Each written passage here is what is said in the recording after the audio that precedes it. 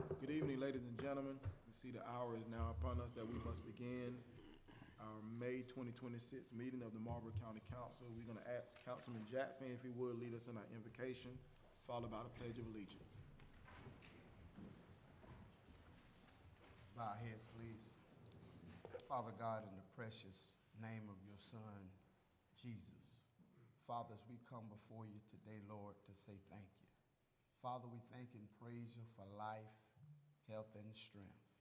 And Father, as your word said, in all thy ways acknowledge you, and you shall direct our paths. So Father, we pray for your directions. We pray for your guidance, Lord, and we pray, God, that you speak to our hearts, speak to our ears, Lord God, that we'll follow your directions to hopefully make this city a better place.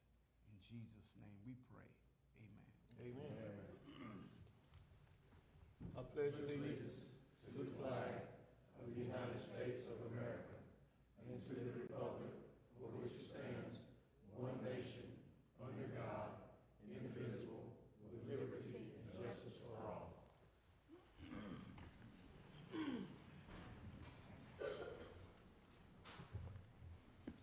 Thank you, council members. If you would pay attention to the agenda, and as you're reviewing, we will entertain a motion on approval of our agenda items as written. So moved. Second. And properly moved by Councilman Woods, second by Councilman Steen and Councilman Midgley, that our agenda is approved. Any discussions? All in favor, let it be known by raising your right hand. Any opposed? Any abstain? Motion has been approved as directed. And then now we have presentations from Mr. Carson Wild at this time.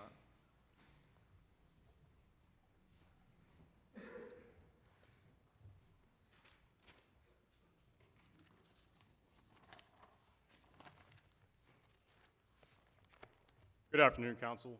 My name is Carson Wild. I'm a developer with Cypress Creek Energy here today to talk about Cranberry Cousins. With me, I have my colleague Michael Forte, and then two external gentlemen, Chris Sandifer, licensed South Carolina engineer, and Nick Kirkland, licensed South Carolina general appraiser. Bear with me. So we have a strong history in South Carolina. We've built enough projects to power almost 80,000 homes. And separate from the tax revenue agreements that we have with counties in South Carolina, we've made well over $500,000 in scholarships, sponsorships, community donations, and investments in the Carolinas since 2022. Right now, on FELO tax payments going out in South Carolina, we estimate we have about $3 million annually going out, just like the FELO we're here to talk about today. So I say all that to say is that we have a strong reputation to manage in the Carolinas, and it's very important that we do that. This project's about 6 miles northeast of Wallace on the North Carolina line. It's a 75 megawatt project with the possibility of a 30 megawatt battery. That's spread over about 500 acres. The current land use of those acres is timber harvesting. It's not farmland. It hasn't been farmland. And the proposed tax revenue from this project is anywhere from $375,000 to $525,000 per year for the next 30 years. And that variation, again, depends on that battery component that I just mentioned a moment ago. Oh, excuse me. So local economic benefits. I just made reference to one, no less than $11 million over the life of the project for the county, while requiring no additional county resources. I would like to highlight that. This project can power approximately 15,000 homes, but what it also does is strengthen the local transmission infrastructure for future economic development. During construction, you can expect about 150 jobs, and then 2 to 3 local permanent operations and maintenance jobs on site. And then during that construction period, I've had a lot of history with this in the past. You typically do see about 12 plus months of local economic stimulus. All those construction workers, they got to buy their meals multiple times per day. They got to buy gas and diesel, and they got to buy their small materials, which often happens locally just for the sake of time on these project timelines. On decommissioning, we have a contracted decommissioning commitment that really fills the gaps between the Marlboro County Solar Ordinance and South Carolina state law. And the idea of this is that we are voluntarily subjugating ourselves to a level higher than what is provided by both the ordinance and state law. You can see there's a variety of components of decommissioning here. I'm not going to read off all of them, but in addition to these commitments in our contract, we've also got a lease with the landlord that has a lot of redundancies for these same commitments. So the point is that there's multiple pathways for multiple parties to hold us accountable to decommission the project when it's time to do so.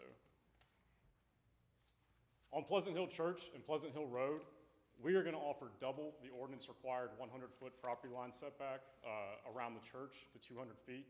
Additionally, we're going to provide full vegetation screening, year-round evergreen screening, 360 degrees around the church and up and down Pleasant Hill Road.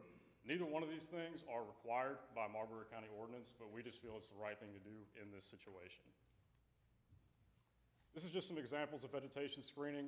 You can see in the top there, this is a North Carolina project that we developed, built, and operate today. It's also next to a church, very similar to this project. You can see that thin green line of vegetation buffering. And then that second photo there is just a photo from what that looks like in reality from the street right there at that church. I'm going to show you some more examples of vegetation screening here. This is the same facility, and again, the point of these photos is to show that once that vegetation screen is planted and it's complete, you cannot see through that evergreen wall year-round.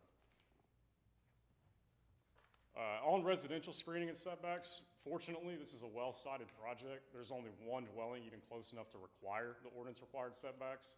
They will get that 400 feet and also the year-round vegetation screening like you just saw from their property, from their residence. Is that one past the church on the left? Yes, sir. North on Pleasant Hill Road, right at the state line. On public health and safety, I just want to highlight a few of the topics that we hear about a lot. The inverters in these facilities do make a small amount of noise, similar to an HVAC unit.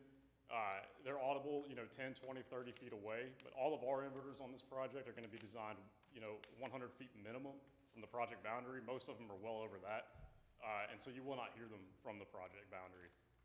The panels themselves do not contain hazardous chemicals that can leach out. These are earth metals, glass, silicon, and additionally, there's not going to be any harsh fertilizers that are going to be used to manage the vegetation on the project. As far as wildlife goes, given the years of timber harvesting on this particular tract, there's no evidence remaining for any protected or endangered species on site, although we do still have studies with U.S. Fish and Wildlife Services ongoing just to ensure that we're totally compliant. From the ground, this project emits no glare, especially with the vegetation buffer that we're talking about. From the air, it's comparable to like a lake or any other body of water on a sunny day, right? It looks about the same. The FAA did confirm that this project would propose no hazard to regional air traffic in its current location. And then on lighting, the facility does have a light source. It'll be like street lights pointing down at the substation. It's not like stadium lighting or anything like that. It'll be over 1,000 feet from the project's boundary in every single direction, and then 2,000 feet from the nearest residence. It's not going to impact residences. It's not going to impact wildlife from a lighting standpoint.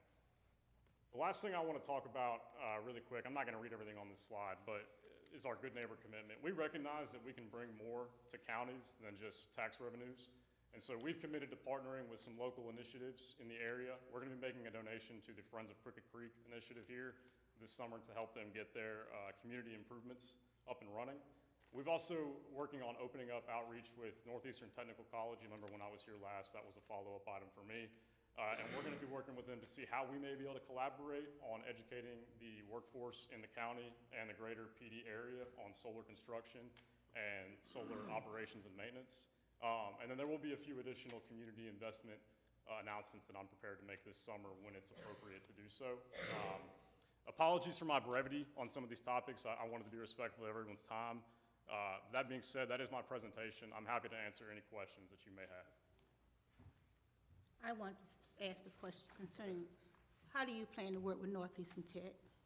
It's open for discussion. We are working on getting the meetings with them right now. We would provide our expertise for the industry and what would qualify a worker in this industry. We would hope that they could provide the actual schooling component, and we can work together. So we tell them what we like to see in employees, or what solar contractors in general like to see in employees, and they can hopefully advise us on how they could implement a program in the community college to satisfy that. Because we're not education experts, but we are solar experts, and so hopefully we can work together to make that happen. It won't be just one party that could pull it off. Are you aware where the nearest training facility in South Carolina as far as educational component with solar. Are you aware in South Carolina? I'm not It is. aware of the nearest. It's in the low country. Okay. 160 miles away. Okay. It is, but you have some in North Carolina.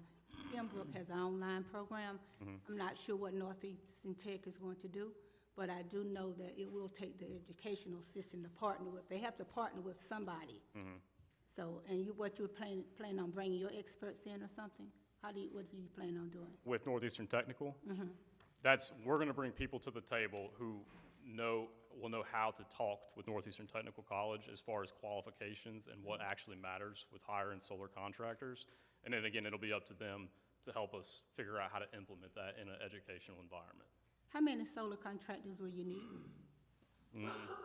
How many do you expect to hire if you bring on a workforce? How many, even though I know that the solar engineers are already, especially out of North Carolina, they're already trained, they have the credentials. But here, just in case for the south of this Marlboro County area, how many do you expect to engage? You mean, I'm sorry, just so I understand your question, you mean how many individuals total or how many like contracting companies? Yeah, no, say if you partner with Northeastern Tech, what's the workforce rate you're gonna be looking for? Like I said in the presentation, there will be, approximately 150 people on site during peak construction. That's a little bit less in the shoulder seasons of the construction, just as things ramp up. I would say, I worked for a solar construction company prior to what I'm doing now. I would say probably 60% of those individuals are mildly skilled or unskilled labor, and then the remaining 40% is like skilled supervisors, electrical engineers and stuff like that. The crew foreman might have a couple, it really depends on the crew in the state, but they might have a couple of years of construction experience and run a crew of general laborers, some of which will need to know how to operate, small equipment. But that's about what I would expect as far as the makeup. I mean, that's a very speculative answer, but that's the best I could probably tell you right now. Isn't this a seasonal project? Because we had a conversation. How many months do you anticipate this project to last? Once you come in, how many months of putting this together?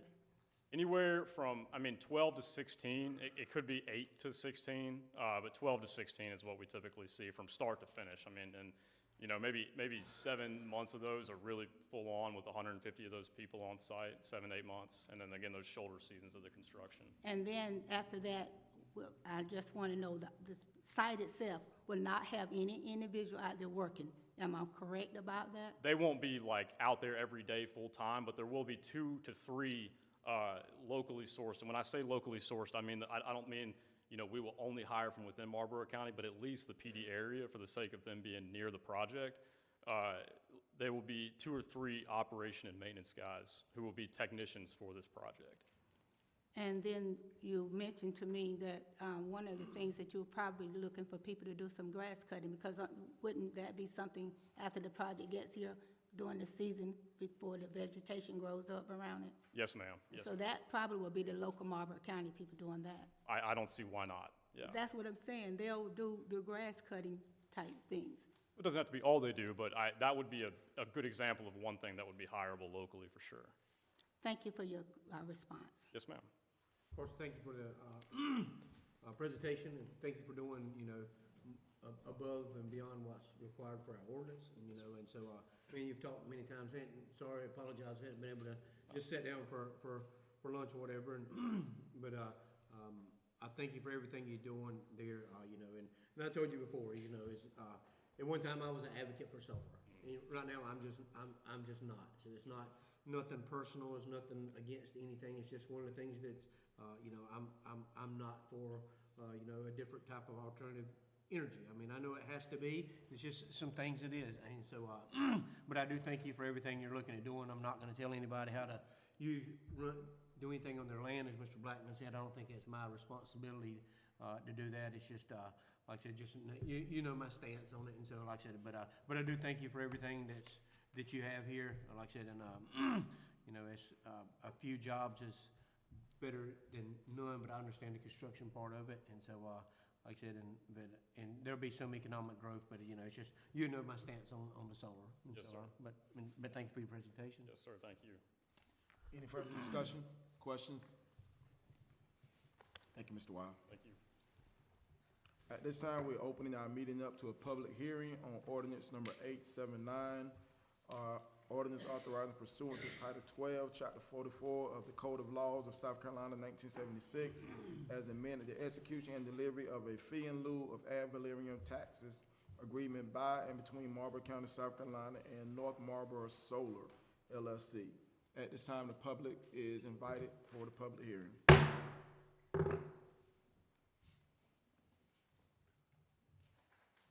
Anyone in the public is allowed to voice their concerns, their questions, and discussions about this particular ordinance with North Marlboro Solar LLC.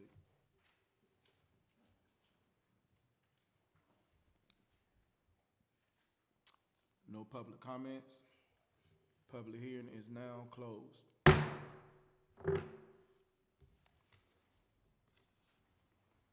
Recognition of citizens, request before council. First, we have Mr. Mayor Adam Pate. Good evening, Mr. Chair, council. Thank you so much for allowing me to speak tonight. Since the last time that I was here, I just want to update the county and the council that Calayo is officially up to date on their audits. That is something that we've worked for an extremely long time. And we plan to file our very first audit on time in July for the very first time in more than likely 20 years, more than I can count. So just to update, we will be having a celebration. I have talked to my citizens to, let them know this has obviously been holding us back from a lot in years past, and I will invite you out as I get a date set for that. I do want to invite all of our council and citizens out to our Ribs and Rods Festival that we have coming up May 29th and 30th. May 29th, we have a night of worship beginning at 6:30. We have some incredibly awesome talent that will be there for that. This will be cancer awareness. We'll be raising money for cancer survivors, victims, those that are battling cancer in the city limits of town. And then May 30th, all day, we'll have the car show. We had 206 cars last year. We've got 15 barbecue contestants between ribs, chicken, and whole hog. And we've got 3 live bands set up for a day of fun in Clio. And just want to invite everybody out. Make sure that you show up and enjoy yourself. Bring your lawn chair. We've got so many things lined up for that. And lastly, while you guys are in your budget process, as far as talking about your county budget, and this is probably on behalf of all of our towns and our mayors, is just remember, as far as these festivals and things that we put on, McCall, myself, Bennettsville, Blenheim is looking to put something on. We want to make sure that we continue to do that. These bring people from 3+ hours away, not only to my town, McCall, Blenheim, but to our county. And any help that the county can be in assisting us as mayors and towns in these situations would be extremely helpful in any regard.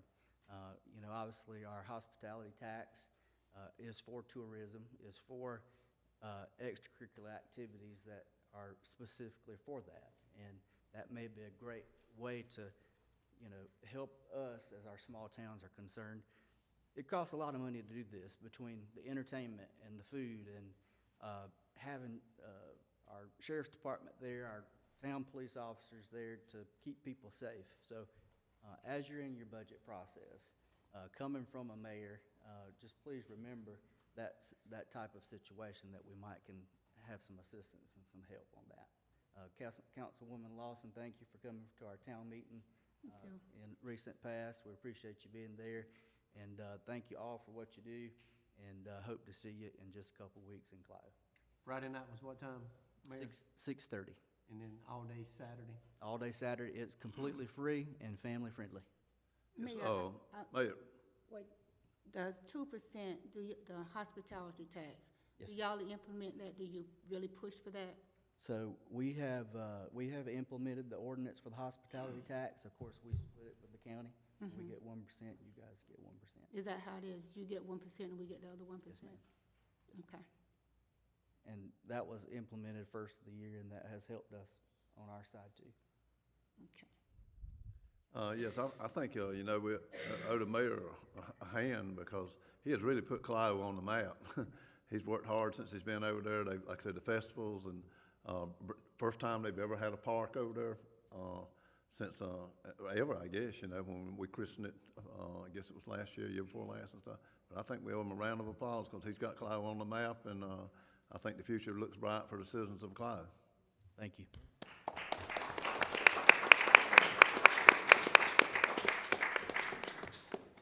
I'm glad, Mayor, that y'all got your audit thing straightened out. All right. Thank you. Next, we have Chris Sandifer. I was here on behalf of the soul. Mr. Thomas Bennett.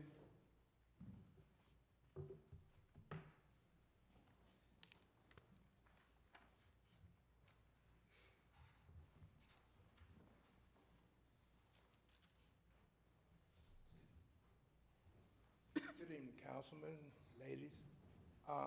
My name is Thomas Bennett. I'm chairperson of Friends of Crooked Creek and also an advocate for my neighborhood in Richardson Park.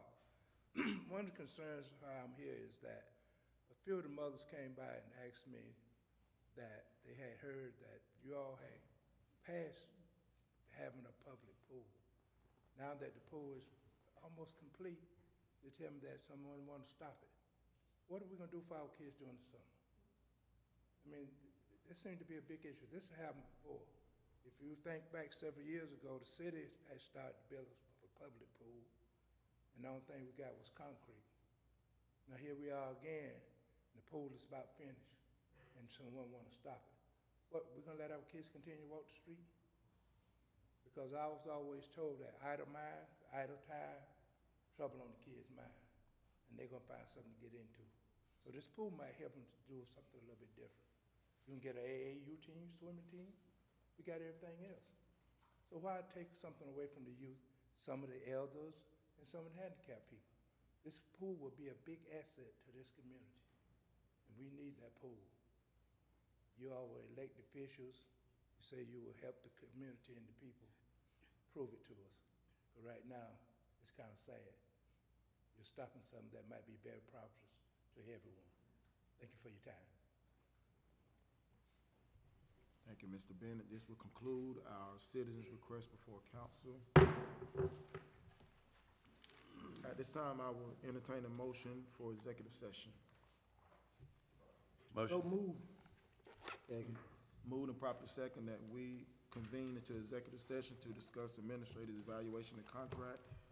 Any discussion? All prepared, let it be known by raising your right hand. Any opposed? Any abstain? Motion is carried. Unanimous.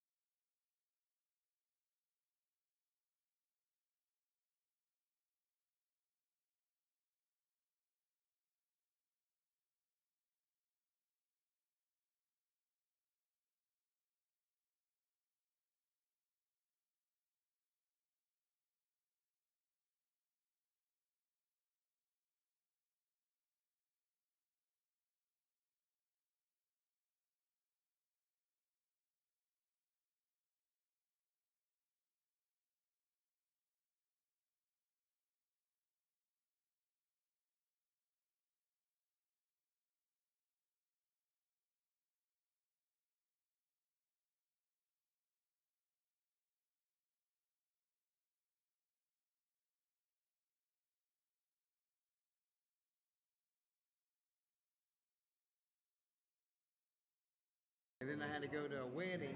Leading for, one of Heather's nieces. leading Sam. 7 hours work.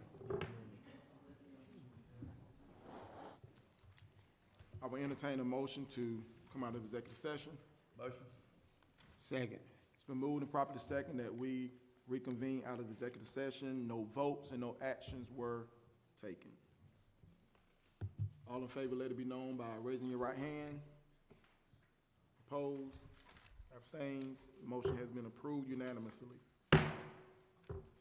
Next, we have old business, ordinance number 879, an ordinance authorizing pursuant to Title 12, Chapter 44 of the Code of Laws of South Carolina, 1976, as amended, the execution and delivery of a fee in lieu of ad valorem taxes by and between Marlboro County, South Carolina, and North Marlboro Solar LLC, a company previously identified as Project Cranberry Cousins. Mr. Clyburn. This is the project that we just heard from Mr. Weil about a little earlier, the solar project. And this is the third reading. We've had the first two. We've had the public hearing, so it is appropriate to go ahead and have the third reading. I will entertain a motion. Mr. Chairman, I make a motion, we, accept ordinance 879. Second. It's been moved and properly second that we accept ordinance 879. Any discussion? Discussion. Yes, ma'am. I just want to go on record and say that I do appreciate any company that comes to Marlboro County. But again, I think it would behoove us to get our ordinance, to work on those ordinance. I know we've had a meeting. Yes.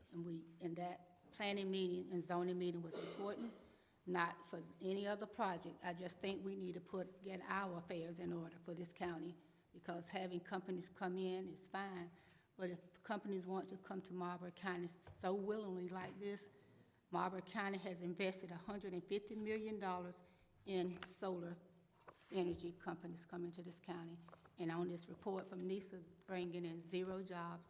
So therefore, I say to you, I like the fact that we are getting some growth, not knocking growth in Marlboro County, but until we get these ordinances in place, everybody's gonna be bidding. If they wanna come to Marlboro County so bad, I still say that they need to pay the commercial tax for coming to this county.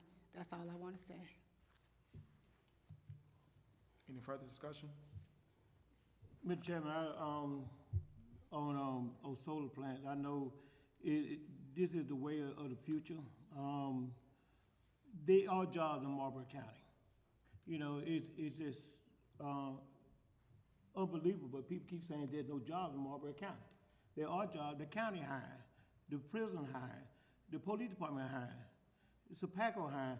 Jobs are in Marlboro County, but we got to teach our millennial group to get educated, get drug-free, you know, apply for jobs. First of all, you got to want to work. When we were coming up, we could wait till we get 16 years old, working at McDonald's or wherever it was. We want to work. You know, you got to get the people in this community, the younger generation, people our age, working. We are working because that's how we were raised. We were born and raised to work. Now with this new generation, first of all, you got to want to work. You got to be able to want to work and then say, okay, I want to work. Now, how can I get there? You get transportation. You know, jobs are going to come pick you up. But we even supply resources for people to get picked up to go to work. You know, so when people talk about we need jobs, but jobs are already here. The only thing they do is to get up and go to work. Revenue. They bring in a minimum of $325,000 a year. 375. 375. Okay. I'm glad I'm wrong. You know, and that's to start off with. We got a solar farm on 15401 in McCall, no buffers, farmland, commercial land. And the county gets less than $30,000 a year. Less than $30,000 a year. And now we get the opportunity to bring in another solar farm, you know, and in 30 years, minimum $11 million. And we talking about we need this, we need that. That's revenue for these things. Revenue for housing, revenue for EMS, revenue for the police department, revenue for our employees. We could take this revenue, like the Mayor Claudio said, these smaller towns, give them the whole 2%. We won't get them 1%, we just get them the whole 2%, maybe even increase it. We could put that money into the budget and say, okay, McCall, here's some more money for y'all at extra activities, Claudio, Blenheim. This is money that we're gonna be getting every year for 30 years. And when we got companies coming in, what company do anybody know do not have power? We gotta have power. And right now we got two sources, Duke Energy and Co-op. If they say no, the company ain't gonna come. If we produce a third entity of power, that would give us leverage. Solar farm would give us leverage when a company come in and maybe they want to put a plant right beside a solar plant. We don't have to negotiate with Duke Energy or negotiate with Co-op. We got our own source of power. They just go straight to North Marlboro Solar. But I think this is a grand opportunity for Marlboro County to receive revenue. Is in an area that is isolated. They going way beyond. Great presentation, Mr. Carson. 500 acres, buffers, 200 feet. I know everybody got their own picks and poison, but I'm an advocate for solar because the fact that I know in other areas, I'm riding down there through Hartsville, and they got a solar plant right on 15401, commercial area, no buffers. And Ms. Lawson, and I do agree with some of the ordinance, but we also need to look and see what this ordinance that policy plans are going to cost the county. I'm hearing over $100,000 to do all this. And where that money going to come from? We doing our budget right now, and we trimming the ham bone down now, trimming. And we looking at doing an ordinance and may cost over $100,000. Where that money going to come from? We just also got to look at the bigger picture, not just worrying about jobs. Because you can have a pie eating contest, a pie eating plant. You know what they will say? Man, I ain't get no diabetes. I want that job. The people would not. Some people just won't work. Some people just won't work. But those who want to work will work and can work. So it's up to us to do our due diligence, which we are doing. Entertain the opportunity for revenue to come in, and job will come in with it. If job will come in with that, 12, 15 months of workers, but they got to beat the bushes. Hey, I need you to talk to your poles, hang these panels, and we're gonna pay you. It's as simple as that. I think it's not a bigger concern what people think it is when they're talking about jobs. We cannot bring jobs in, and even when the people bring jobs in, we got no housing. Where they gonna work? Where they gonna stay at? I'm gonna bring a job in, and I need to bring 100 employees, but I can't hire everybody from Marlboro County. Got to bring some people outside. And then now they can say, well, where I'm stay at? I can't stay here. I can't stay there. We got. It's a lot of things we got to do to enhance your element of Marlboro County. But revenue is always start with money. Everything start with money. Mr. Chair, may I just Mr. Woods directed a question to me about what are we gonna do about, because of the ordinance. I'm not saying about the cost, but we all know that those ordinances are outdated. We don't have anything in place. If an ordinance is 10 and 15 years old, it's outdated. It also involves your housing. You did a presentation on Wednesday, and did you not find that out, sir? Concerning ordinances, why it's important? Yeah, it's important to have a zoning ordinance. It's important to have a comprehensive plan, first of all. Right. And as instructed by council, I did contact the PDCOG, and they talked about the comprehensive plans. This is 18 months out from the time that they're engaged. And so from that, you do the zoning ordinance. So it takes some time to get that done, and it does take quite a bit of money to get that, because you have to do studies on land use and those kind of things. Make sure you're not cutting somebody out of what they've already bought for that purpose. Now you tell them they can't do anything but agriculture. You have to really look at what you're doing, and we got to be careful when we're doing the ordinance, but yes. Right. I'm just wanting to put the facts on the table. That's something council should have been working on years ago, of making sure we have a comprehensive plan for our ordinance. That's all I want to say.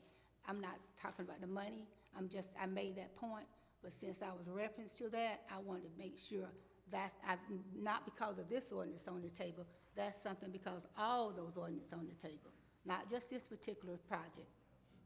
Sure. Any further discussion?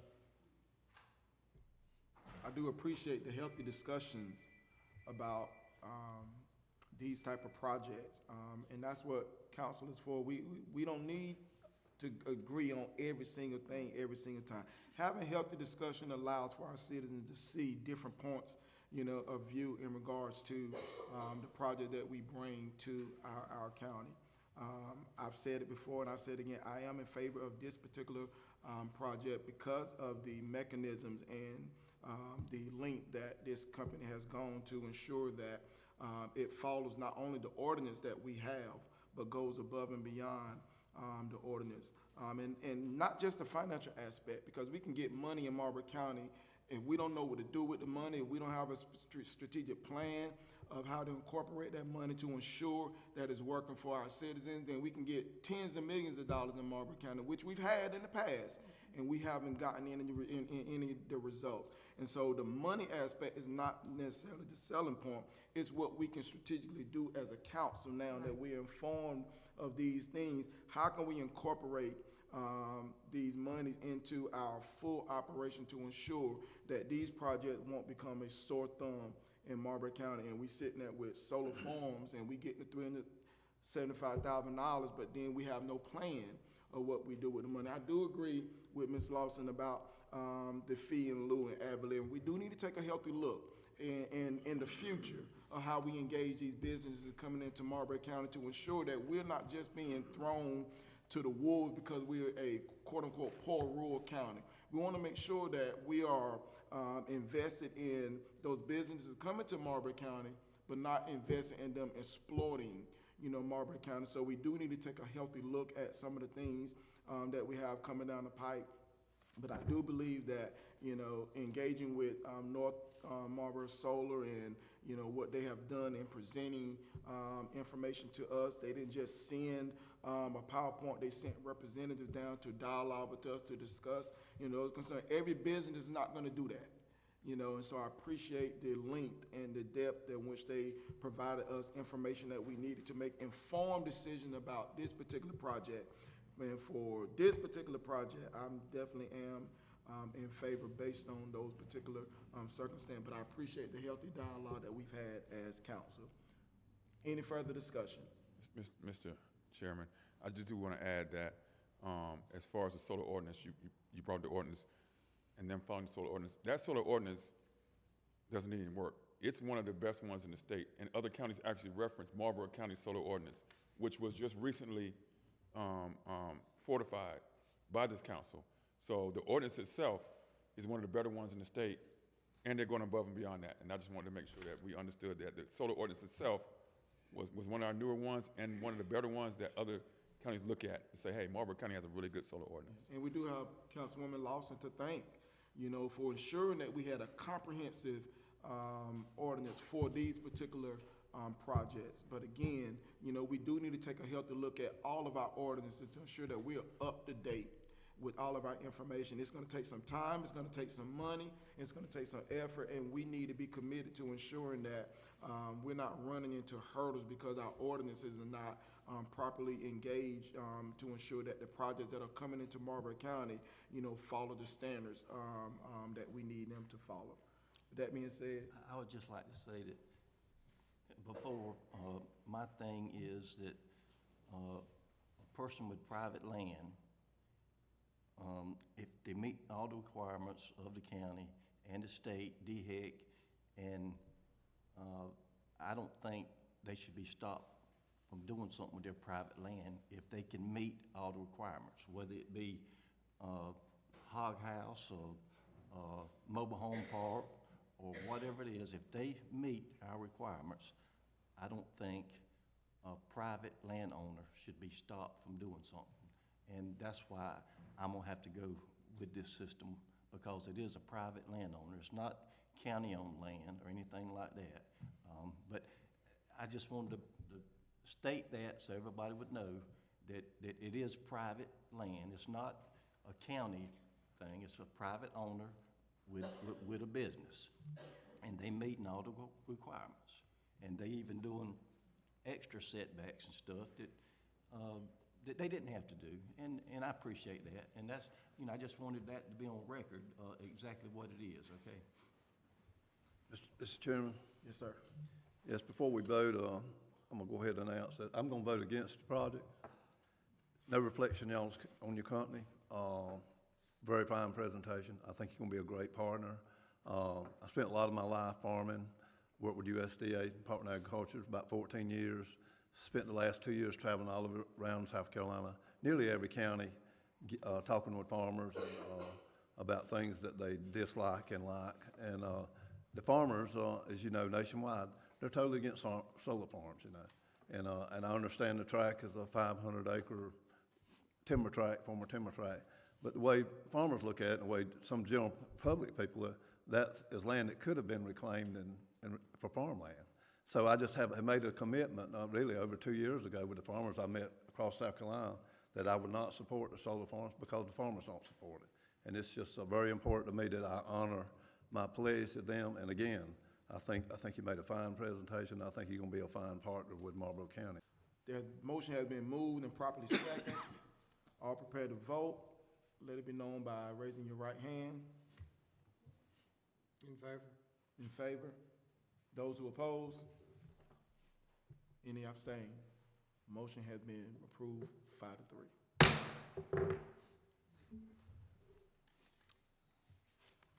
Next, we are paying attention to ordinance number 881, an ordinance to adopt the annual budget and to make appropriation for Marlboro County for the fiscal year beginning July 1st, 2026 and ending June 30, 2027. Second reading. Mr. Park.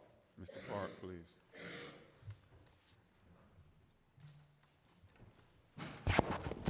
Good evening, Mr. Chairman, council members. You have in your book on page 25, I just have a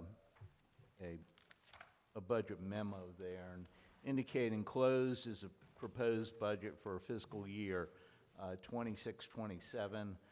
The budget as presented is balanced with use of $262,070 in fund balance. Revenues are estimated to be $427,108 higher, and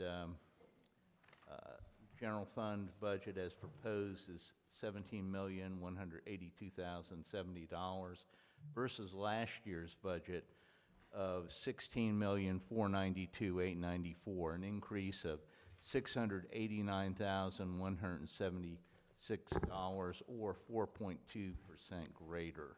In regards to general fund expenditures, the most significant items include $205,000 in cost of living increase to all employees, a $200,000 for county council contingency.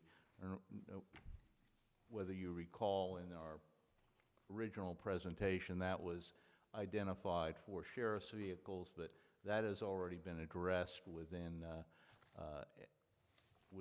last week's session. So that amount has been moved to the contingency. The remainder of other increases are in general cost increases. The communication to departments for the budget request was emailed March 18th of 2026. Those expenditures are presented in the attached budget document, which we've gone through in the May 6th meeting. Recommendation is to approve second reading the budget ordinance as attached. The only fee increases is for solid waste. That increase is $40 per year for both homestead and regular. I've also included on your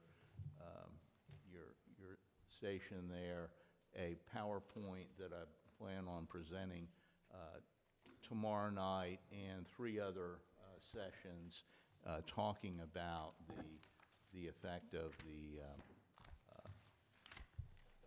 solid waste fee and basically how we arrived there. But anyway, let me just briefly go through, this is kind of a abbreviated presentation.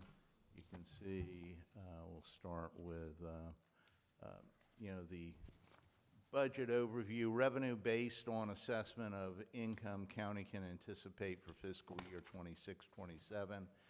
Expenditure based on requests from finance, which we've received from elected officials, department heads, and budget expenditures have been compiled and included in that detailed document. Those departments that didn't submit requests, finance prepared that information for them. No provision outside of a 2% cost of living increase is incorporated into the budget for any increased salaries. A request for additional personnel by departments is not included in the budget amount. There are no significant capital requests included in the budget. However, the county is able to issue about $1.5 million in GO bond debt to make capital expenditures in 2028 without any millage increase. We look at the actual revenue sources. You can see general taxes make up about half of our overall revenue. Fee and lieu makes up approximately 15%. Intergovernmental state, 17%, and then of course we've got other sources of revenues, fees for services, licensing and permits, other revenue, library transfers, and we have use of fund balance to make up that total of $17,182,070. In regards to expenditures by category, salaries and benefits, $11,136,327. Purchase services, $4,087,856. Materials and supplies, $1,258,687. And capital outlay, which also includes county council contingency and lease payments, $669,200, for a total of $17,182,070. Looking at the departments, and this is a part of our presentation previously, you can see the changes according to the various departments in terms of either increases or decreases in expenditures.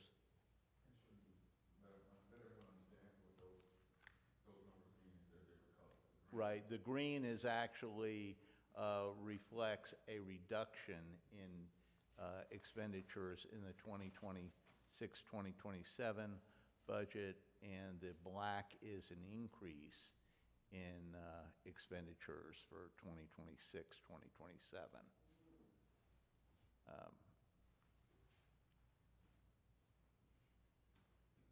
Talked a little bit about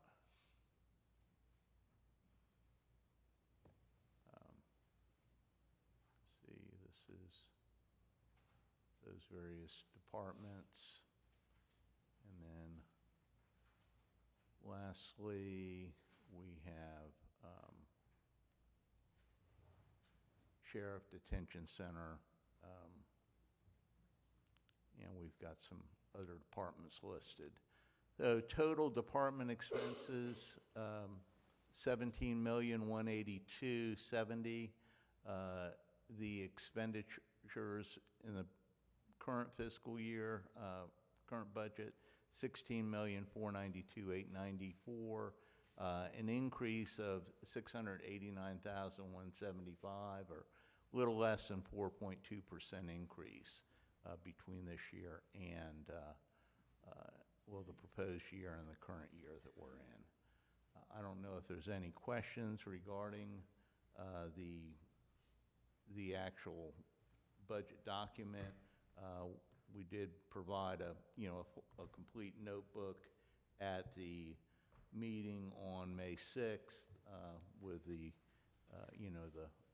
finance budget workshop. And, I don't know if there's any questions that you might have about the budget at this point in time. Mr. Chairman, I've been approached by the fire committee and some of the fire chiefs about if they can meet with the public safety committee about just some, meet with the fire coordinator about some ideas they have before the final. I don't think it's really of an increase, but just some things to work out to try to better the fire service. So if we could meet, if we could. Tuesday, if that's possible.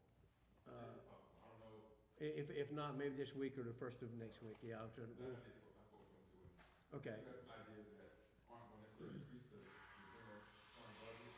Yeah, But it would just have to move some things around. yeah, it's just, from what they're saying is there's just such a decrease in volunteers that they just try to work some things around to help try to keep some more stuff there. So, it's like the police or sheriff or everybody else. So, yeah, if we could get some, a meeting with, try to get that public, if we can meet with them right shortly. Thank you. Ms. Lawson? Thank you. Mr. Park, thank you so much for what you presented, but I thank you for making an announcement about those public meetings Yes. concerning waste management. I'm really interested in how the public feels about that, but I need to ask this direct question. I did the percentages for us myself to find out that we're servicing like 6,800 people, correct? That's correct. About To what you have in here, 1,700 are the homestead. 1,700 homestead and 5,100 is the other. regular. Yeah. My deep concern is this. Everybody, when we have to vote on something, it always the county residents that's most affected about the increase, whether it's on, I'll tell you a good example. April of 2025, if people hadn't been opposed to having another $108 on their taxes, it would have affected us county residents. It's affecting us county residents with the solid waste.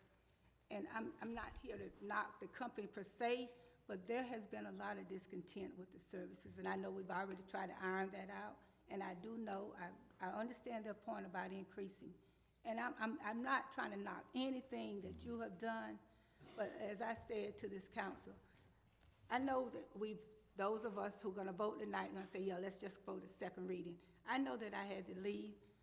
To be honest, y'all didn't get through half of what the stuff I've had colored. I coded a lot of questionable things. I asked, let's take some of that overtime out for clerks. I think we don't need to consider that. We need to consider another alternative. I've already added those totals up. I've also added up in some of these apartments that we didn't look at. I still don't see anything presented to us. We know that PDRTA is a company that has asked us for funding, and I don't know what our plans are on that. I don't see anything on that. But I still don't see anything. I heard a gentleman presented today about some people may want to try to stop the aquatic center or whatever. I don't know that conversation. I can't even elaborate on that. I don't think any of us council members can elaborate on that. But I do know that a $3 million project needs a concrete plan. You can't expect anybody to think we can have that free. We need some plans about fees and family fees. I know that some talk has been mentioned, but those kinds of things need to be put in the budget, how the revenue is gonna come in. Because I know that insurance for something like a aquatic center is gonna be high. Yeah, We know that. I just don't. I know that the aquatic center, the operation is not included in this document. One of the things we talked about is this would be a part of a special revenue fund. It's not going to impact the general fund, but I know we need some more details and information on that. But there will be a cost. Absolutely. So we need to know that cost. Absolutely. So, if you start No taking a doubt. dime out of a dollar, eventually you don't have a dollar. Yeah, Because you said the money's gonna come out proprietary funds. that's And correct. so what funds go in proprietary Well, funds? So just for me to be clear. We've got the proprietary funds, we have the golf course, we've got solid waste, and then, of course, we'll have the aquatic center. Those will be the three. Let me tell you why I'm concerned. You just hit the nail on the hammer for me when you said solid waste funds also go in that fund, is that right? Yeah, it's separate. Obviously, the solid waste fund is a separate proprietary fund. Therefore, all the funds collected from solid waste, from that, the fees and all, is not all put on what the company is charging us, or what it takes to maintain those large containers. If you're gonna have money reserved for that, and you're telling me you got proprietary funds, there's some extra funds coming somewhere Well, from us taxpayers. we do have a positive balance in the solid waste fund right now, but, anyway, I'm not trying to put you on the spot. I appreciate you for giving the information, but I want transparency and accurate information. I want to know the monies that I already added up too, so you've already added. I know what it's 1.7 million that's going to be coming in. I know that because I already added it up by number of households, as far as regular. If you take that 275 and add it down, that's 5,100. I know what you're gonna get for that. I already took the time to add that up. So I see a pretty good balance there. well, And I know what the company's charging us. I'll talk a little bit about how the breakdown works in terms of our solid waste cost. And I've got that within the PowerPoint. I should have went ahead and loaded that for tonight. I wasn't sure I'd be getting into it. But anyway, our current rate that we're charging is $235 for regular, $185 for homestead. That becomes $275 for regular, $225 for homestead. If you look at the current increased annual contract cost, that cost is $244.44 for a regular solid waste customer. For homestead, it's $192.36. And if you add the other costs that the solid waste fund incurs, we have county staffing at the convenience centers, which is about $60,000. Transportation and tipping fees for 9 40-yard dumpsters. We have 3 at each one of the convenience sites. That's about $120,000. Supplies, contract services, utilities, equipment, and other costs, about $60,000. So that equates to about $36 per year per customer. So if you take the increased county annual contract cost of $244.44, add $36 to it, our cost ends up being about $280. The fee as proposed is $275. With homestead, the amount is $192.36. You add the $36 to that, becomes about $228. So the homestead rate at $225 is still less than what our cost is. So, we do have some subsidy that's a part of this,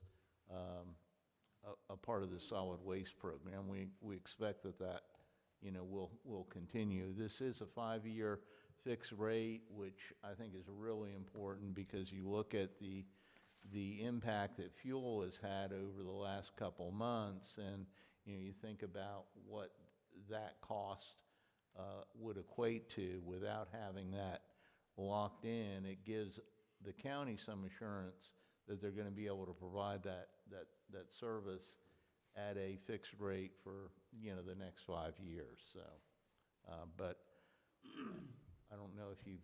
I did include that information in your packet, so if you want to look at that, you can actually see that. I looked at it, Mr. Okay, Clark. very good. I really did. But I also looked at some other alternatives, because like I said, when you mentioned that monies are gonna be put in that proprietary fund, that usually where you get, let me just use a good example from last week. When we were concerned about where we're gonna get monies to pay for 3 cars for the sheriff. you immediately said there's money in the proprietary fund. No, that was Some of actually, the that was actually general obligation bonds that were previously issued that the proceeds hadn't been expended. So we went ahead and, were able to pull that documentation in terms of what we did actually acquire. And then, fortunately, there was about $170,000 In that fund, right? in that fund that, that was we really didn't know designed for anything vehicles. about. That we really didn't know that we actually had. Well, we knew that we had it. It was just a matter, we had anticipated two departments, a department buying two utility vehicles. I made the contact with that department, said, look, we really need the proceeds to be able to provide for the sheriff's vehicles. And then, of course, we had expenditures out of Public Works. We bought a pretty significant truck out of that, but it was used, and so we were able to have about $70,000 in addition remaining. So that was, we were able to cover the cost of those three cars. And I do appreciate that, Mr. Parks. That's why I said, when I look at some of these things that's still in the budget, like there's still $93,000 for special For that, projects. that's for the tax all of those assessor. kinds are still in there. One of the issues is if the tax assessor does not utilize that program that he is proposed to acquire, he's going to need to use those funds with QS1 to be able to convert over to their system. So one way or the other, those system dollars are are you going to be using now? needed. What system is he using now? He's using QS1, but what happens, they're not going to support it after this year. So he's got to make that conversion to be able to, have that system in place. What if the system's not ready? Well, I mean, it it's is, not directed to you, I mean, it's no, just a but question in general. I mean, QS1, their system is ready. Correct. He would, I think Kep had indicated that he likes the valuation portion of the existing program that he's been working with for all these years that we've never paid for. But anyway, one way or the other, we're probably going to need that 93.5. We've always said, I mean, if you finish, Ms. Lawson, I just have a couple more, and then Go I'll ahead. let you have it. Mr. Park, I'm going to honestly say that I did look at some other costs that could be a projected cost for the fees for solid waste. I Okay. did a projected cost where that comes out still with close to $100,000 left. But I looked at the fact, instead of that total of $40, I looked at I'm not going to make that. I won't go into all that now. But what I am going to say is, I just think maybe a budget workshop is needed. I do think that a budget workshop is needed so we can really look at some of those things that's in there. Okay. And I honestly think, two things I really think, that we didn't get the, even with this, everybody's saying the school district have too much on the top. Please, may we have a copy of, I think I addressed that with you, so did you do that yet, sir? The salary breakdown? We have that coming for us. Thank you. I'm gonna leave this alone, and I know what I'll say in a budget workshop. Any other questions? Just from, I mean, I kind of go forward to finance back to the budget now. I was kind of looking back and forth. From moving forward, not getting any finance support, but it looks like you're gonna be real good on this year on spending expenditures wise. We are. So they're gonna look like it's not gonna use as much of our budget as we anticipated. That's right. So with that, and I don't know the exact number, I hadn't done the math yet, but with that, with the percent of change, with the increase of budgeters, will there be some pencil sharpening savings? I mean, we hadn't, even though we have a good year this year, we still wanna be as cost-oriented with every dollar we have. So, we haven't even said sharpen the pencil, we're just looking at, we always say sharpen the pencil. I mean, so, and I think as Ms. Lawson was saying is, is if there's something in there that can not Reduce, increase. yeah. But it looks like, I mean, just flipping over us, we're not gonna even get close to what we're budgeted this year to spend. Correct. So with that, between second reading and third reading, let's really look at that and see if we can Well, and- smash some stuff and save some stuff and really, I know we projected that, but it may be something that we can do or we don't need to do with that amount of money. Sure. And what, hopefully what that's gonna translate to is we're going to add to our fund balance, which was obviously a really significant concern in the previous year. I think the overall objective is to ensure that we are fiscally responsible. And to Ms. Lawson's point, we don't want to be charging our citizens for things that if we could affect change in. And I think that's what she's alluding to. You know, so taking a healthy look at those increases and those items to ensure that if we're going to be charging a $35, $40 extra fee, then it is bottom line necessary to charge that. And I think that's really what she's going. She want to make sure, as we all do, that whatever we put in this budget is a necessary expense and not just customary because we're just used to, you know, just funneling over the process. I've taken a look at what you've given me, and I didn't highlight as much as Ms. Lawson did, but there are some things in it I think we do need to take a healthier look at to ensure, do we need that $93,165? It could be $92,000. Whatever the case may be, we want to make sure that whatever is included in this budget, because I'm a taxpayer just like everybody else in here, and I want to ensure that if I'm paying taxes, it's the necessity, and I'm not just paying taxes because council didn't do their due diligence in ensuring that this budget is presented in a manner that has been vigorously looked at and ensure that every dollar that we are putting on our taxpaying citizens is necessary for the operation of, you know, our county. So we do have some tentative other budget workshops scheduled to hash out some of these ideas and take a deeper dive into these budgets, because I know that there have been some concerns with other departments who have requested some things, and I'm not sure if that included in this budget. So we need to make sure we go back through those other departments to ensure that their concerns and their view is heard on whatever increases that they are proposing. And so when we present it back, and so when we get to that third reading, we've hashed out all of those concerns and ensured that whatever is included in this budget is a necessity for the operation of all county departments.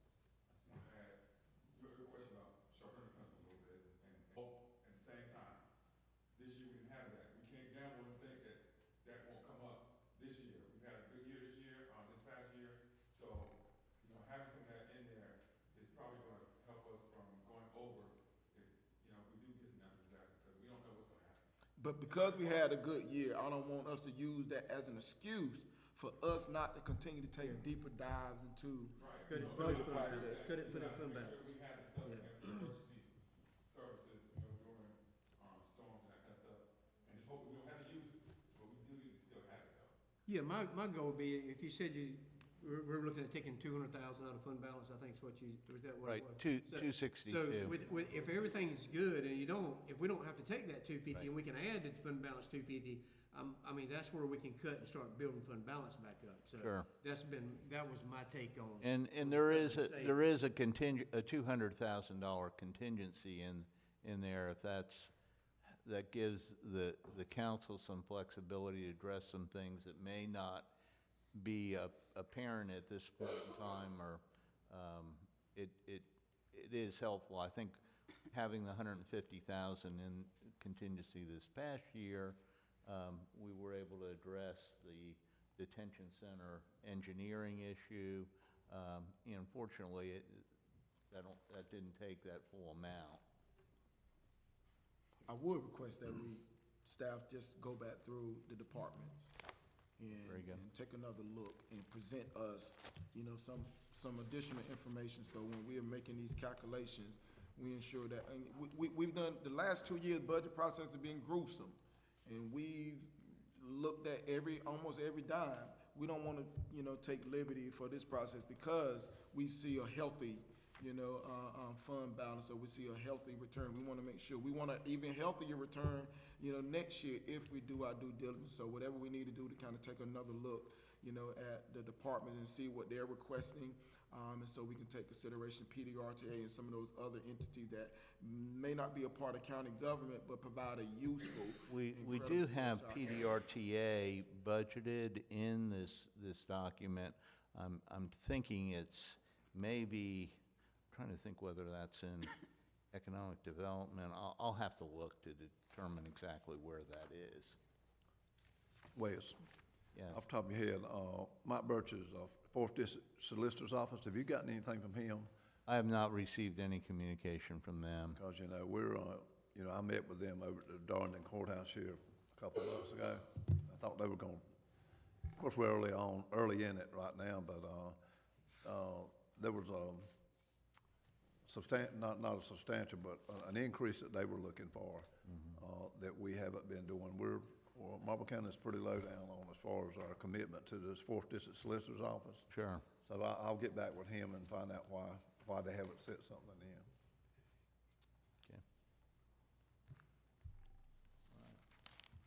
Okay. Any further discussions? Mr. Chairman, I make a motion, we accept ordinance 881, second reading. It's been moved and properly second that we accept ordinance number 881 for second reading. Any further discussions? All in favor, let it be known by raising your right hand. Those opposed? Motion is approved.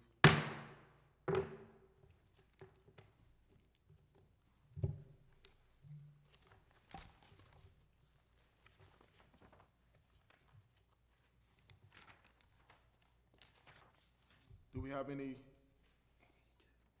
orders number 882, the ordinance to approve the capital improvement plan for Marlboro County for the period fiscal year 2027 to 2031. Second reading. You have in your document, your packet there, on page 45, and then there are schedules that follow that. I've got source and use of those. Let me see if that, might need to pass that to Ms. Lawson. If many of you got the booklets earlier, for whatever reason, that didn't make the, Okay, that I got didn't my make book the early. cut, so, I got mine early. right. I've listed out the source of funding, and then, of course, the anticipated use. Unfortunately, I don't have this on our PowerPoint, but anyway, you can see the various components of funds that we're anticipating over this upcoming 5-year term. We have things such as community facility grants. Those are typically used to address things like vehicle usage. We've been able to get sheriff's vehicles in the past, and hopefully we'll be able to do things like that. We've got existing GEO bond funds listed. We roughly have $150,000 left that we're anticipating to use within this, within some of the capital items. We've included things such as land and water conservation grants. That has to do with what we've done out at Lindsay Park, and the expectation is this would be something that we would continue to do. Energy grants, something called performance contracting, where you can effectively generate funding by creating savings and utilize that to make energy type of improvements. We've got, of course, we've had funding from the legislative delegation. We've got the transfer from the railroad fund. We have things like special source revenue bonds, economic development funds.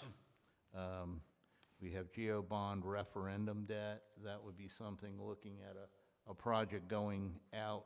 I've got that out in 2031. Airport grants. We've got matching funds that we've got to address with those airport grants, and we typically have used the railroad fund to do the match. We've used EMS reserves and also charity trust revenues to address things like the ambulances. Hospitality and accommodations tax to address image-related projects. We have, looking at golf course funds, doing a bit of a refresh in 2031. And then expectation we would have to transfer some funds from general fund into the capital plan starting in 2028. If you go to the next use of funds, these are the different. Before you go to the next page with the delegation, did you not, is that the figure? I thought it was 1.3. That's what we expect is remaining. Okay, they sent us something concerning that, Okay. and it was I don't think 1.3. I don't think I saw that. Okay. Here are all the various items that we've included in the project use. Of course, the direct equipment and, building and improvements. So it's quite a listing here. Will one of them change? The big one there, the 4135? Well, yeah, because. That's gonna change, don't want that change the capital, would that change the baseline for next year? Well, that's gonna, yeah, that's certainly a point. I mean, that's what we've tentatively scheduled to transfer, to But complete will we that not project. we will not transfer that amount, will we? Yeah, I don't think so. I think we're gonna have to, we'll have to retain some of those funds. So that number will change for third reading? Right. Okay. How are we tracking?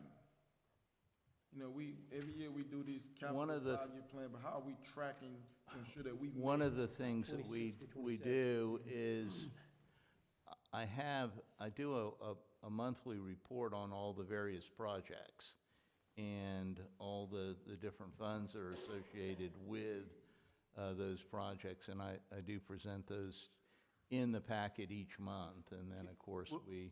How hard, if I make sure, how hard would it be to show where you got 2031, if you went back and showed this previous year's 2026? Right. That way we would be able to see on this, instead of trying to remember, I know you have it in on another page, but be able to see last year's what we done. Well, Would that be- I think that's something. That would we just can kind of do. give us an idea of what we Sure. did.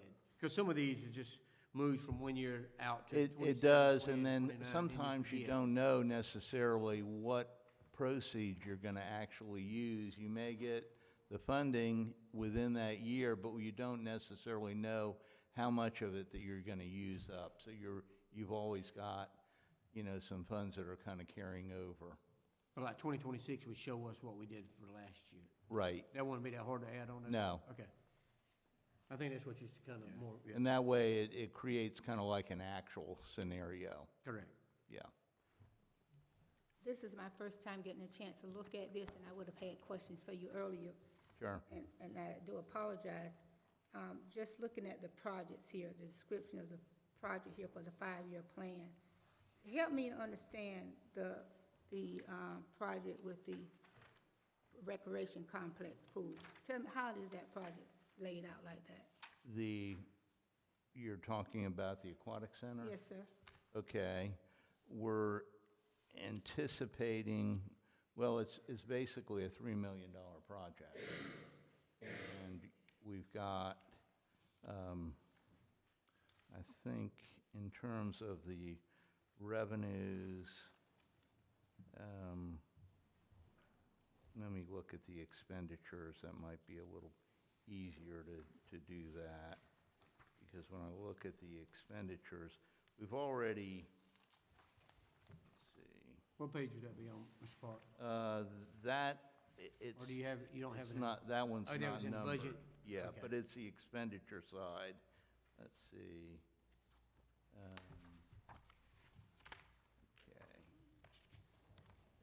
Okay. And that's why I don't see that, so I just need to know you got the expenditure side, but where is the revenue side? But I see this is in the project, this 5-year project plan. Just help me to understand that.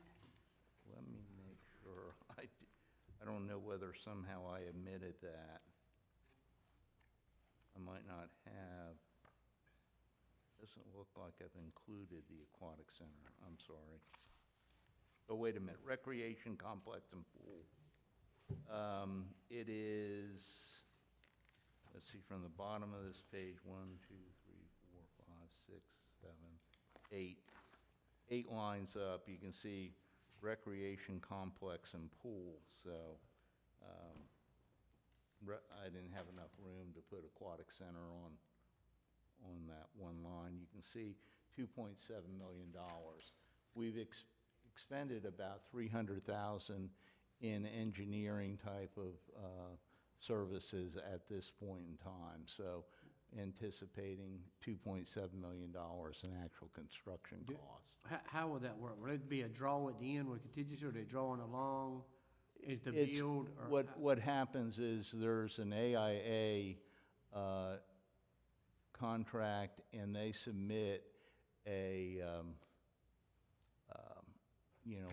it's a worksheet that effectively shows you the contract price. If there's been any adjustments to that contract price, then any of the draws that have taken place, and then the portion that has been completed within that particular month. Just say if they're issuing that on a monthly basis, they'll indicate this is the portion that is due at this point in time, and there's a certification that's done by the engineer effectively certifying the amount of completion of that project. So the 2.7 or $3 million that we had said we were gonna build it out of, is there anything that's coming along so far that says, look, this is gonna be an additional or a change order or moving forward, or is it, are we gonna hit budget, we're gonna exceed budget, what are we gonna?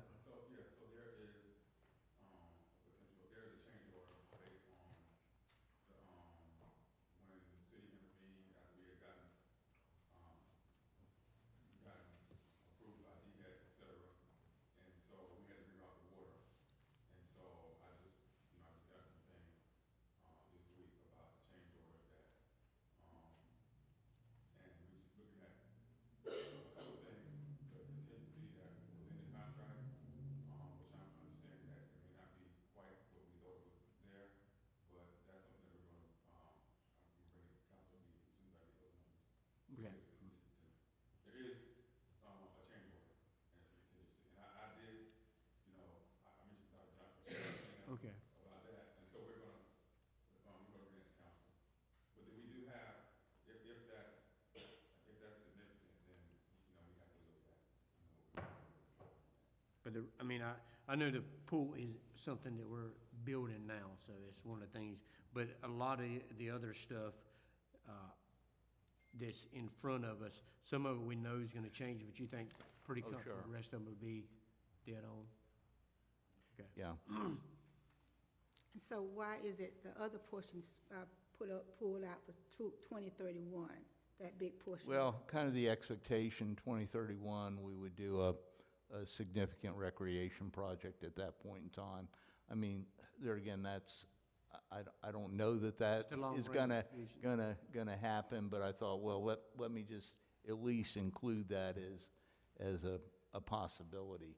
And obviously, the important set of numbers in this plan in terms of the budget for this fiscal year is what's in 2027.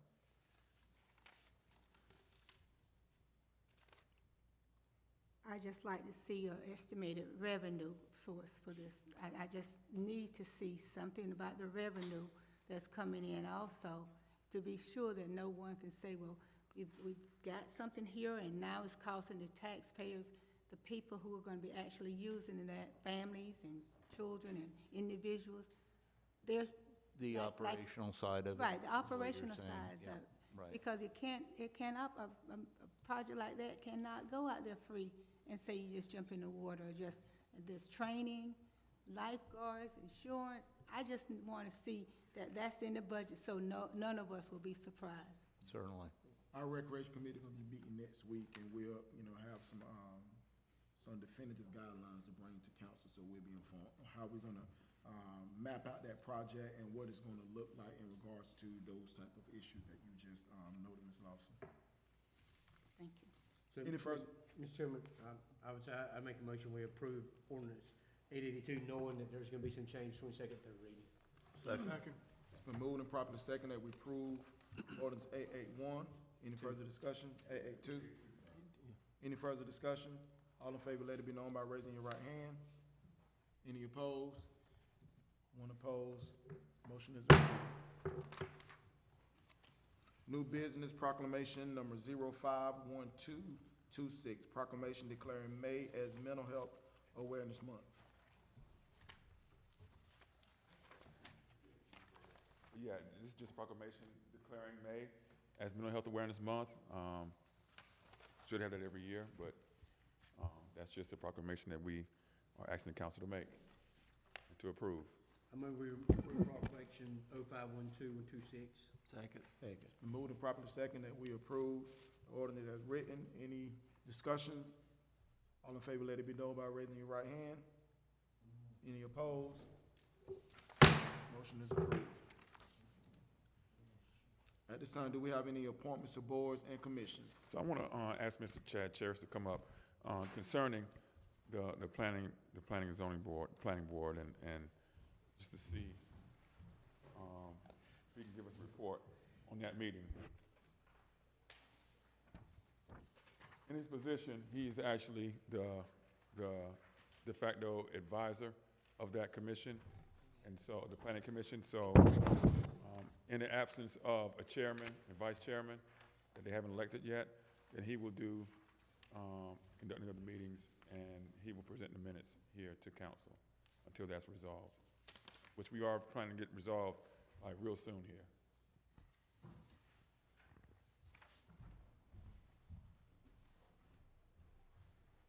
Good evening, Mr. Chair, Madam Vice Chair.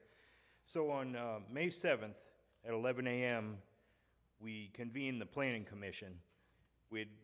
I personally called everyone on the list and made contact with everyone. I think due to weather that day, it was pretty bad out. We did not meet a quorum. Therefore, we could not elect a chair and a vice chair, which is mandated by law. So we had an informal meeting at that time. The members who did show up were Mr. Tony Scott, Judy Fullard, Lindsay Woodbury, and as you can see, there were some absent members who didn't make it. We had some guests that showed from the public. The city administrator, Mr. William Simon, showed. We had a Miss Antoinette Balfour and Mr. Adrian Kinney that showed. Some county employees, obviously our administrator, Mr. Clyburn, myself, the Ms. Janilla Williams, who works for me over at the permitting office. She came and acted as a secretary for the board. And we had Dougie Henson and Deshauna Pearson from our communications department. The meeting was called to order a little after 11. We gave a little extra time because of the weather, and we did have one member show a little bit late, so it was a little after 11 when the meeting was called to order. We spoke on the zoning laws, and per County Administrator, Mr. Tony Clyburn. Future changes to the zoning ordinances are being planned. Before proceeding with any ordinance revisions, the county will need to secure legal representation to assist with this process.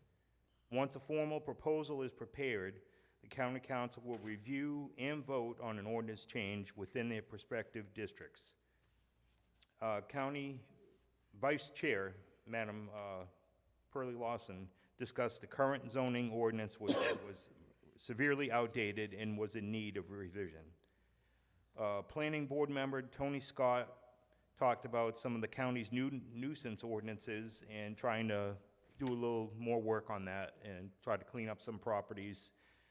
It's not in here, but one of the things that was discussed was as of today, the county does not have the same ability that cities and towns have when it comes to forcing people to tear down houses and clean them up. We just don't have that teeth that municipalities do. And I know there's some work in the state legislature to work on that, so that was discussed in that meeting. It was discussed that this county has some great potential and community efforts for cleanup. Concerns mentioned included dilapidated buildings, overgrown grass throughout the county, and the meeting was adjourned at 12 p.m. And the secretary again was Ms. Janelle Williams.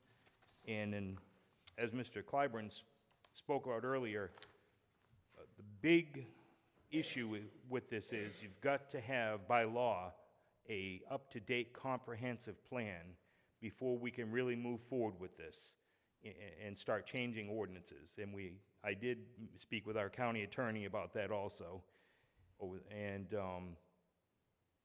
we are going to call a second meeting in the next 2 weeks. This time we're going to try it at 6 p.m. Now, we do have at least a vacancy. I know, Dr. Johnson, there's a vacancy in District 2.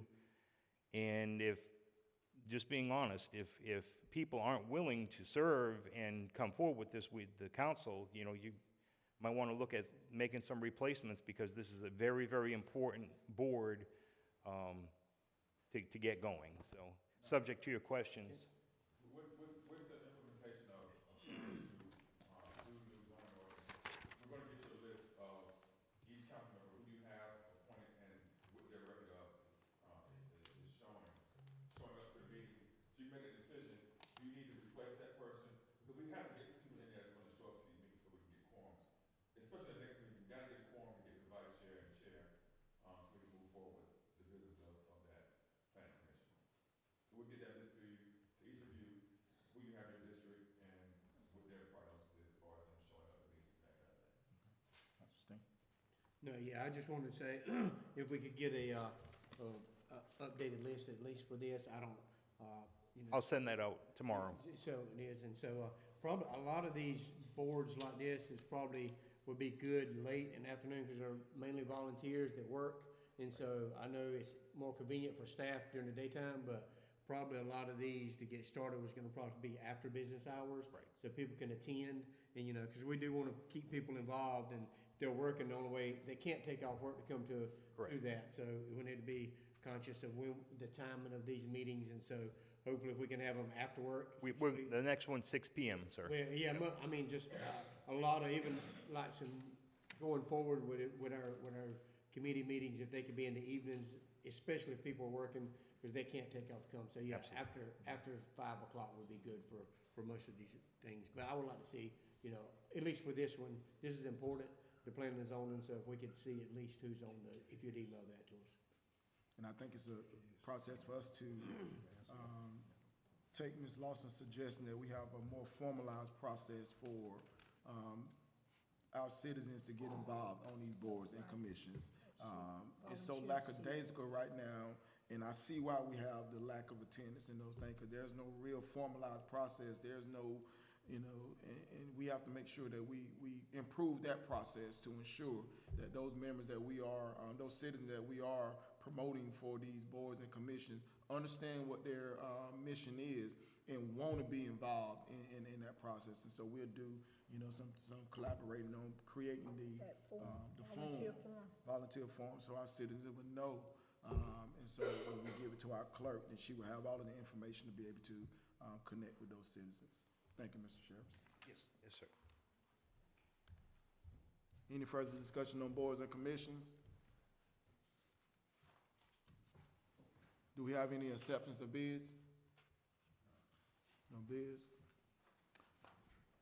Finance report, Mr. Park. General fund revenues for the 10 months ending April 30th, 2026 totaled $13,187,565 in comparison to the 10 months ending April 30th of 25 in the amount of $11,662,608. General fund expenditures through April 30th of 26 totaled $13,419,891 of a $16,487,565 $442,894 budget, or 81.82% of budget year-to-date. Expenditures for the 10 months ending April 30th of '25 total $13,071,434 of a $14,748,743 budget. 543 budget, or 88.63% of budget year-to-date. In summary, income is up in comparison to the prior year because of the effect of reassessment and the redistribution of the fee in lieu. Income, in conclusion, revenue should, meet or exceed our budget. Expenditures are on track to stay within budget. We'll continue to update and monitor, collections and expenditures as we go through the rest of the fiscal year. Any questions? I'll hold my to our budget workshop. Okay. Next report has to do with cash balances as of April 30th, and you can see all the various bank account balances within each type of fund, whether it's general, proprietary, capital projects, debt service, special revenue funds, or fiduciary funds. Last report is the expenditures for capital projects, and here are all the various fund numbers, and the details are included within that report. So, any questions at this point? All right. Any questions? Thank you. Thank you, Mr. Barton. Mr. Clyburn.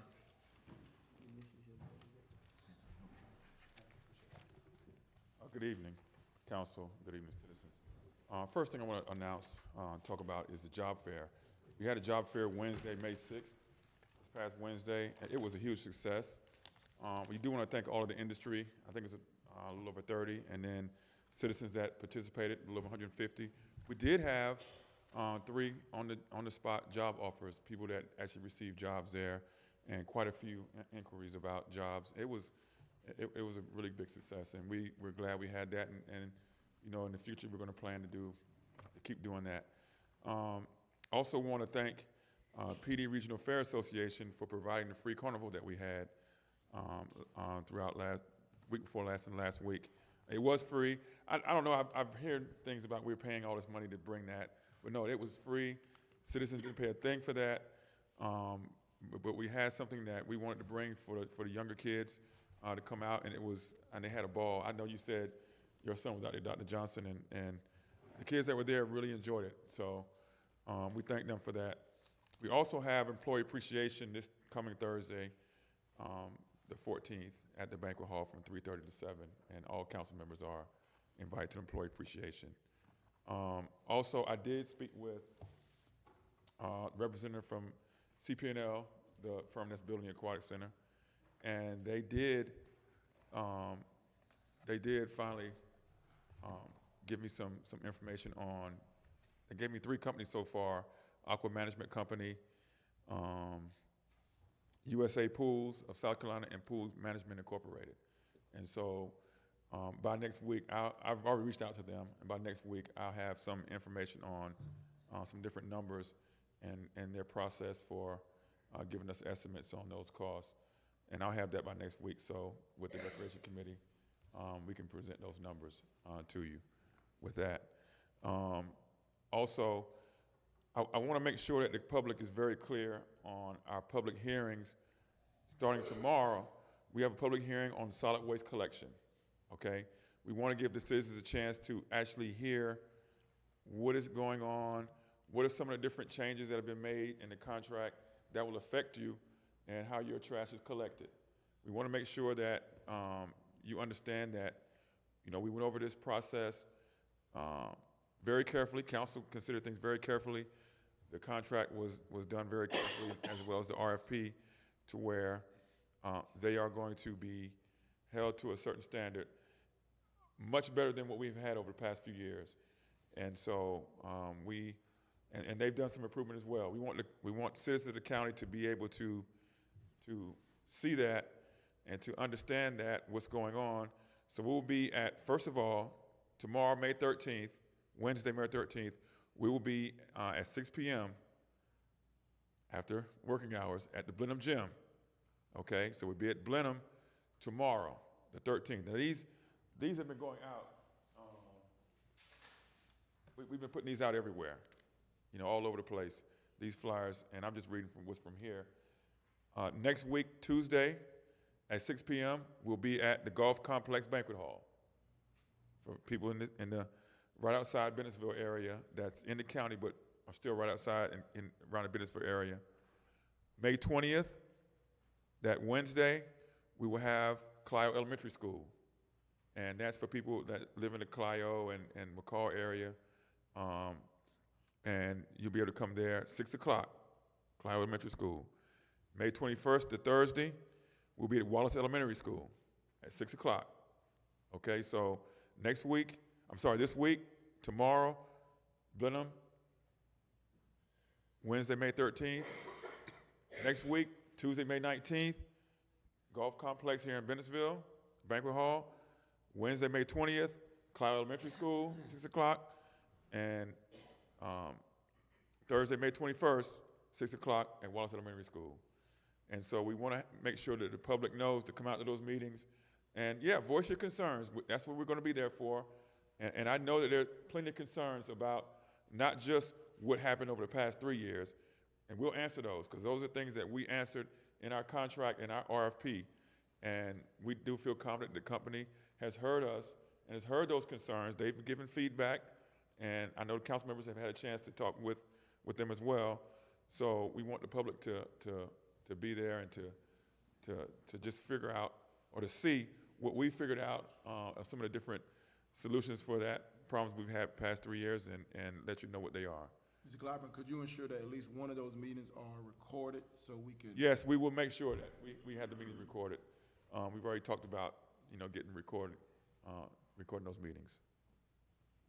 I'll be happy to entertain any questions about any other issues you may want to talk about. I do. Yes. Thank you for bringing the fact about the firm with the aquatic center. Yes. I was a part of the meeting that, unfortunately, a lot of them had something else to do, and it was interesting. But I asked that you and Mr. Campbell, while y'all were there, is it possible that we can get updates on the phase? What phase Yes. are we in with this project now? So, well, right now, I mean, I'm not a real expert on, on building the pools, but I know right now they are still smoothing over the parking lot, and they are running the pipes up under the building. So I don't know what phase you call that, but they're running the pipes through the building and the pipes into the pool. See, that's what I'm saying, updates on what things are happening. That was one of the concerns when I met. I said, is it possible that pictures, and this is what he said, I said, could we not have some pictures of what's going on with the project so we can be able to tell the citizens what's going on? And she answered that. She said, they're compiling pictures right now. Right. They are compiling pictures. I know she said that, but most of the other ones don't know she said that. Right. Then the point is, even though we see on the book, on the podium out there, what it's gonna look like, I thought I mentioned the fact that wouldn't some kind of open house before this project is done, this was a phase here, so people can actually see exactly what this project is going to, the outlay is gonna be.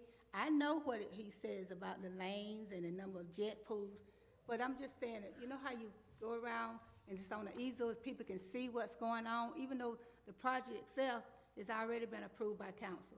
But people need to understand what, people saying, well, how big is the pool? How many lanes?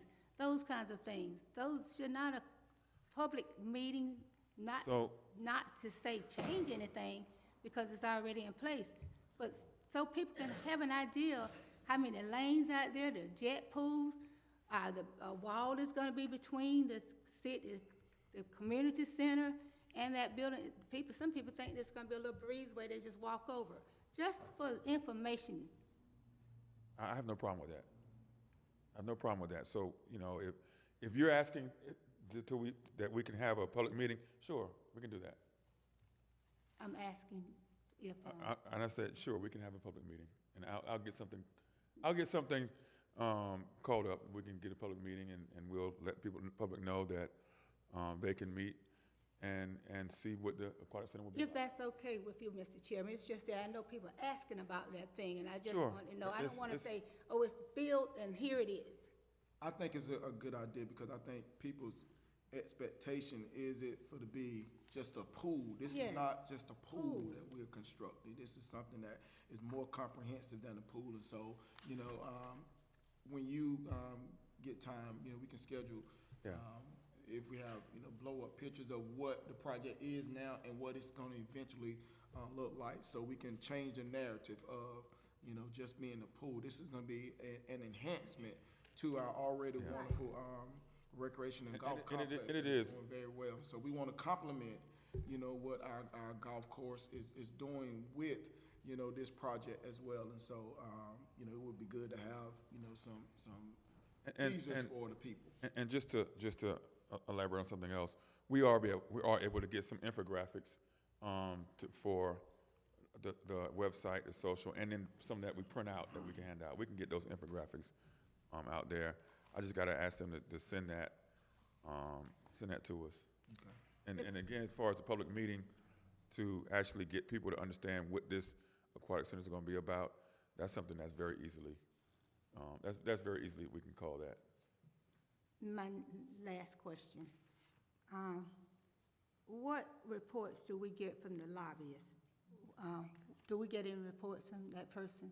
So, And then, and where are we gonna be now that the session is ending on May 17th?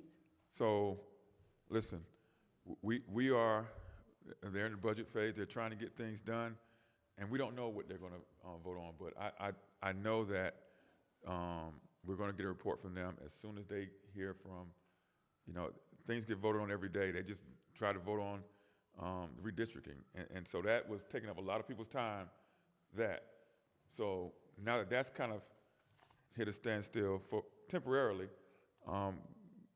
we're going to get some more information about budget, because for some reason, even though, you know, budget has to come every year, that took precedence over the budget for the past few weeks. And so now they're going to get back into the budget phase of really getting some things handed out, so we'll know Right, real soon. the person, the lobbyist, so what Right, would his they don't role know be anything after- until they. What would that. his role be after the 17th, because they're not gonna be in session anymore? So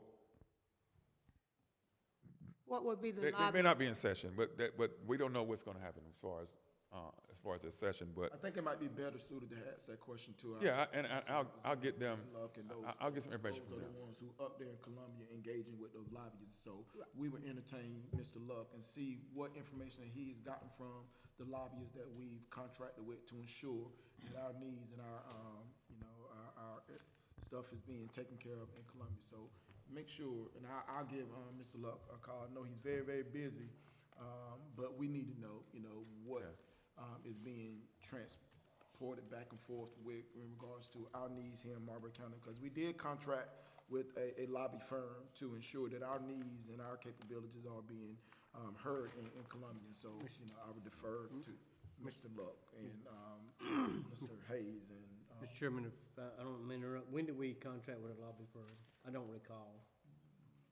About 6 months ago. I think that was in January we did that, maybe December. It was December, voted January. on by council? Yes. Could I get a copy of those minutes? I don't Sure. recall it. Sure, you can, I mean, I just You can think find the minutes where lobbying, we have a House member, we have a delegation that lobbies for council. I don't know why we would contract with a lobbyist whenever we elect representatives to go to Columbia on our behalf. I think one of the concerns we had in listening to Mr. Luck and Mr. Hayes and Chapman. Senator Chapman, that there are only 3. And when you look at a Greenville in the Horry County, they have 17, 18 people. So this was just as a bolster. It wasn't taking their authority away from them, but they co-signed, you know, this And thing. I tell you, I can't recall it, so that's why I'd ask for just a copy of it. But we'll talk with Mr. Luck and have him give us a report on what the lobbyists have done for this process, and to ensure, you know, that in the future that we are more diligent if we're going to go with this route. In a future date, we have information to yay or nay, you know. And they do have our budget requests and on different things that we wanted them to take a look at, getting money for. So, as soon as they find out, you know, you'll be the first to know. As soon as I find out from them, or as soon as Representative Luck finds out. Anything else from Ms. Clyburn? Thank you, Ms. Clyburn. Councilman Odom. I want to bring everybody's attention to 2 road closures, railroad crossings. If you remember a few months ago, CSX, they redid the road, the crossings from Hamlet to Florence, South Carolina. And a couple of roads they were not able to get to at the time. Coming up Monday morning, the 18th of May, 7 a.m., New Bridge Road, this is primarily for the people in McCall. That's the road that goes by the McCall Apartments. It's going to be closed from the 18th to the 20th, 2 days. It should reopen at 6 a.m. on Wednesday, and that's to redo that crossing that they had to skip over back here a couple of months ago. For the residents of Clio, and really and truthfully anybody in Marlboro County that goes that way to go to Florence, the Highway 381 in downtown Clio, the one that's you go airborne if you hit it too hard, they had to replace a rail on it back here when they were doing all the other work, and the job, it went on much longer than they anticipated. So they're going to be taking that crossing out, which could affect a lot of people going down there. It's going to be taken out Wednesday the 20th at 7 a.m., and it should reopen by 5 p.m. Friday the 22nd. So I just want everybody to know that, and then I'll be posting it on Facebook through the weekend so that people don't get caught off guard Monday morning going to work and run into a stop sign. And if you like it, most people are late for work, so you don't have a whole lot of time to spare. But anyway, that's about all I got. Councilman Jackson. I think we are moving in the right direction. I've been in this county all my life, and we've seen a lot of things taken away from this community. So I think that aquatic park and the golf course, you know, we're growing. So I think if we could just rally together and let's look for the best for this county, because as the word of God says, where there's no vision, the people perish. So we got to have a vision. We got to cross our T's and dot our I's. And if we just work together, there's so many possibilities for Marlboro County. And thank you also for the solar, giving us an opportunity to reap some benefits from it. It may not bring many jobs here, but it is bringing benefits. So, and as they were saying earlier, we definitely have to sit down and make sure that we have a vision for the proceeds that's gonna come to this county.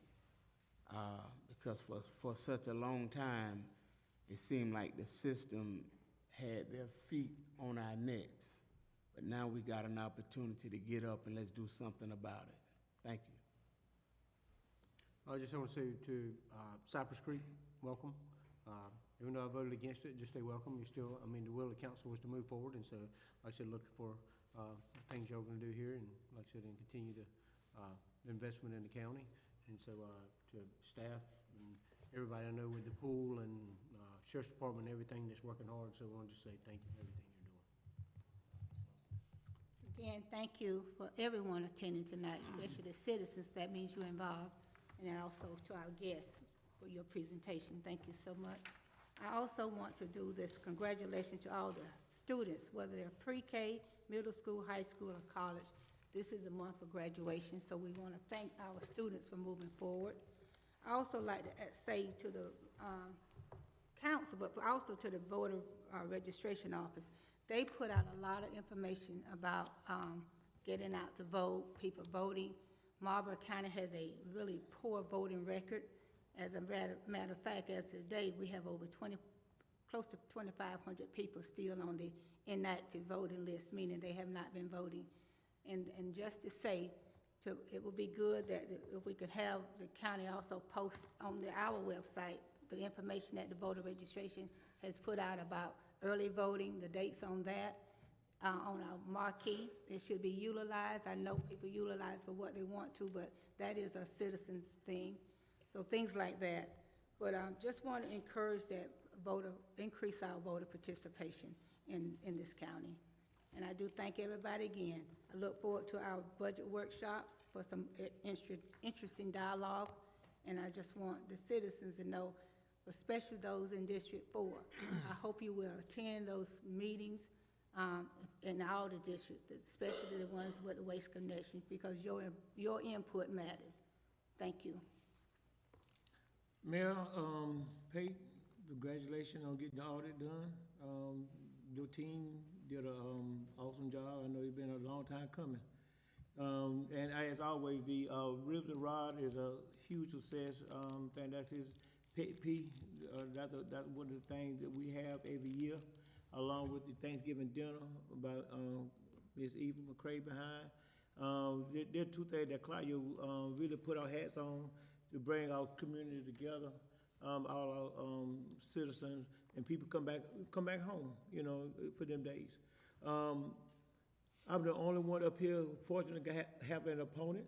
But on Thursday, alongside with Employee Appreciation Day, I have my meet and eat. I don't have a meet and greet. I have a meet and eat day where the citizens of Clio in District 8 could come by and talk one-on-one with myself. And I invited other candidates that have opposition to come, socialize, and encourage people to vote.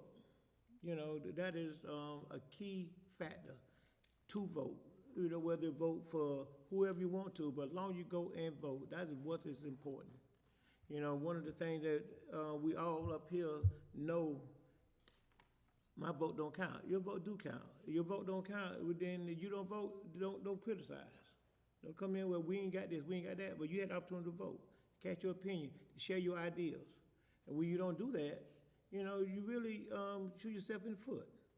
And I don't mean no disrespect when I said earlier, but we as citizens, we all have this concept, see nothing, say nothing.